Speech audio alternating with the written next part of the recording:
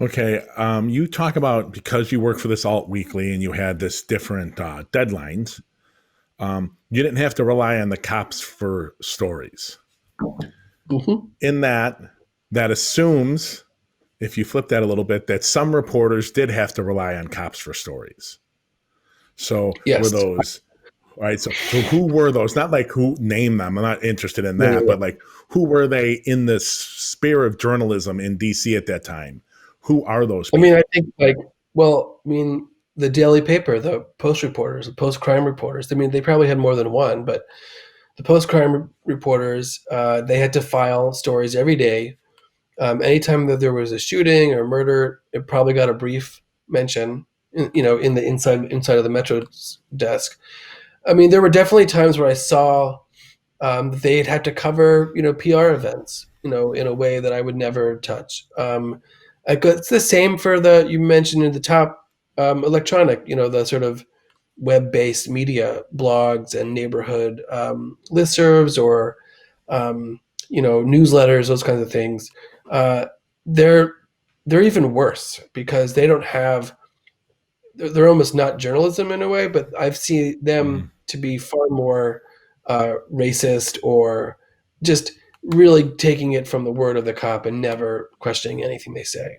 So you would often go to a crime scene and you would get kind of their version of events, and it would never be corrected if it was wrong.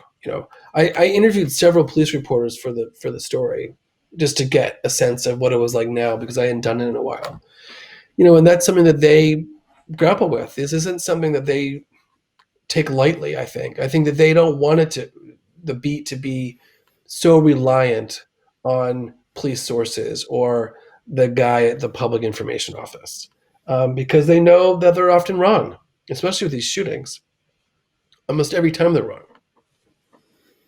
We in Chicago there was a bit of a scandal after the Laquan McDonald murder where he Yeah, got shot 16 times by Jason Van Dyke. Well, what it basically got uncovered there, and there was some ripple effect in the media, but not nearly strong enough. I think some reporters should have been relieved of reporting.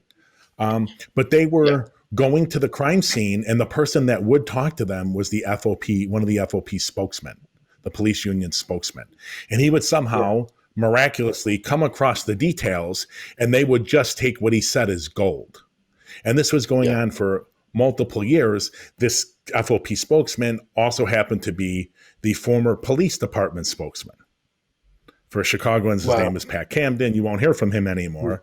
But that blew up. And what came out of it was when finally the dash cam video got released and the body cam video got released Yeah, of that shooting, it was a murder. And oh, by the way, everything Pat Camden said was a lie. And there yeah. was this ripple effect, but it didn't. There was very little and no ripple effect to the actual journalists that actually Yeah, had bought his line unchallenged for multiple years. And then he said, well, I never said that I knew what happened. I just was collecting things I heard mysteriously, and he wouldn't tell you who he heard them from mysteriously. I didn't say I ever had the facts. wow. So he was never pressed to even be to validate where he got his information from. And he was printed hundreds and hundreds and hundreds of times in the Chicago Tribune and Chicago Sun Mhm. Times and on the TV every night. It was just obscene.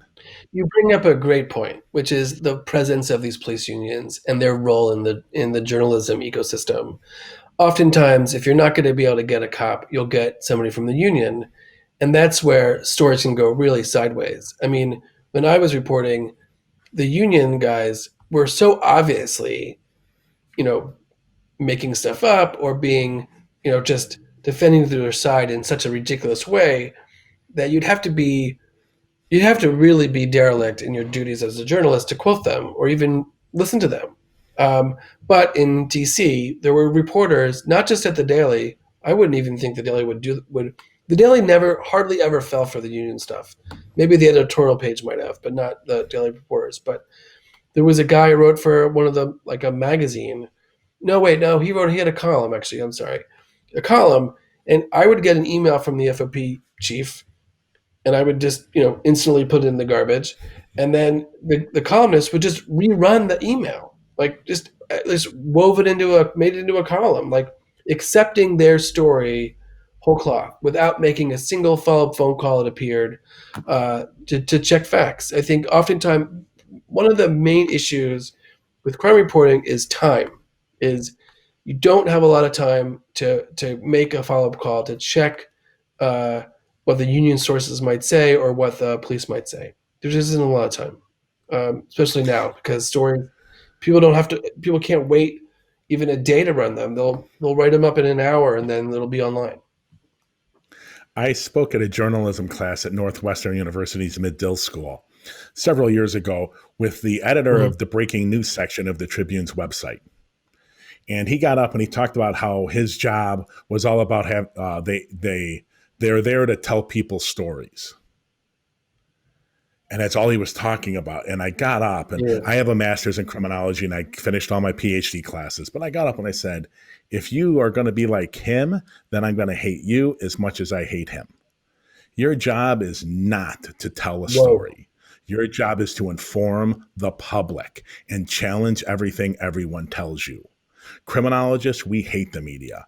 Why? Because you can't, in crime reporting especially, you can't do anything right unless you stumble into it. That, what do you mean you're there to tell stories? You're a check on power.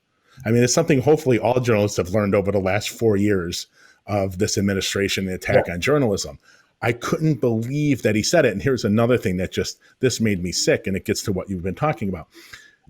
The breaking news section of the Trib would often call the families of the victims of violent crimes, mostly murders, and they would often mhm, get to them before the police did.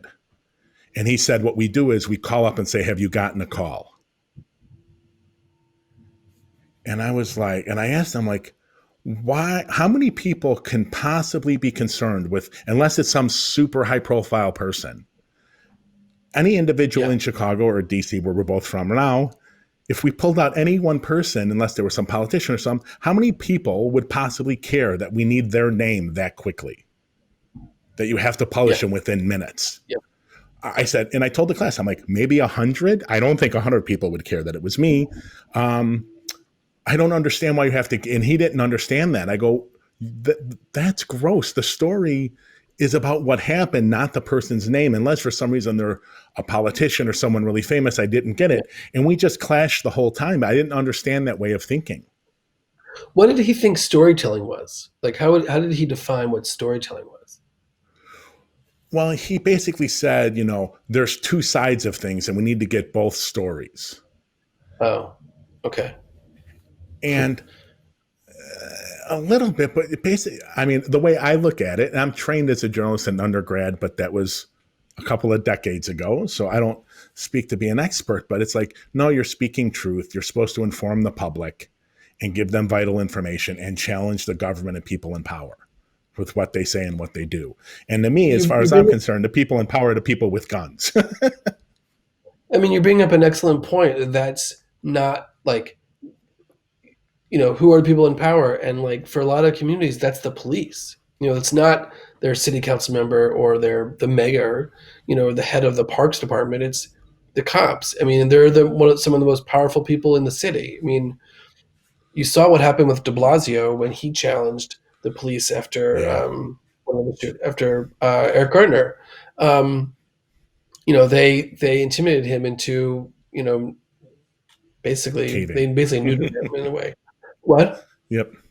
I said Yeah, and caving. so yeah, it caved, and so um, it's interesting that reporters wouldn't see the police beat as a beat that challenges power. I in the interviews I did with some of the police reporters, they did think that they craved stories about corruption. The stories that bothered them the most were the ones that came from with a press release that they had to write up. They did not have time to investigate further. One reporter got calls regularly from people that he had written about that had been charged with a crime, and they weren't convicted of these crimes. And they would call and say, "Hey, why aren't you? Can you write another story saying I wasn't convicted of this thing that you accused me of? This is with me forever." And that's why I put in the line in the story about if you're going to write about a case, see it through. Don't just write about the arrest. Write about the whole case.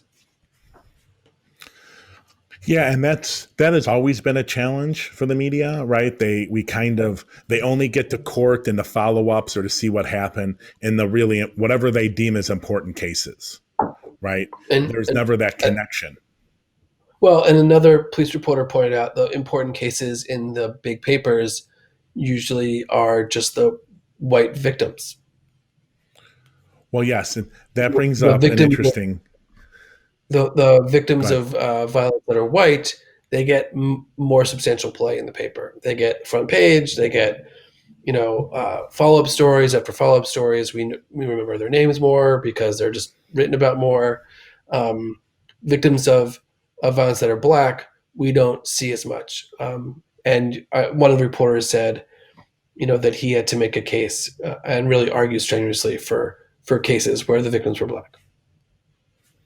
we looked at we have our Justice Media project, and we scrape all the media websites to collect crime and violence coverage. And we Mm-hmm. did started in 2011. And in 2013, the summer, we published a year long a review of a year of coverage on violence against women. And in 203 stories on sexual assault in the Trib and Sun Times, both in the paper and online, 195 were on stranger rapes, which is exactly the opposite of how they occur in society, which means they're Mm-hmm. informing 51% of the population to be scared of things that rarely happen to them. But the other Yep. interesting thing is of the 195 stories, 38 were of a white suburban girl from a really ritzy suburb who came down to the city, couldn't get into a venue to see a concert. Her friends went in, she stayed and waited outside for them and ended up getting raped. She was white, the offenders were black. Mm-hmm. And that had 38 stories between the two papers that year. Wow, that is a lot of coverage. It's amazing. I mean, it's Yeah, and basically 20% of the stories. yeah, yeah, it's incredible. I, I, I've always been blown away by that.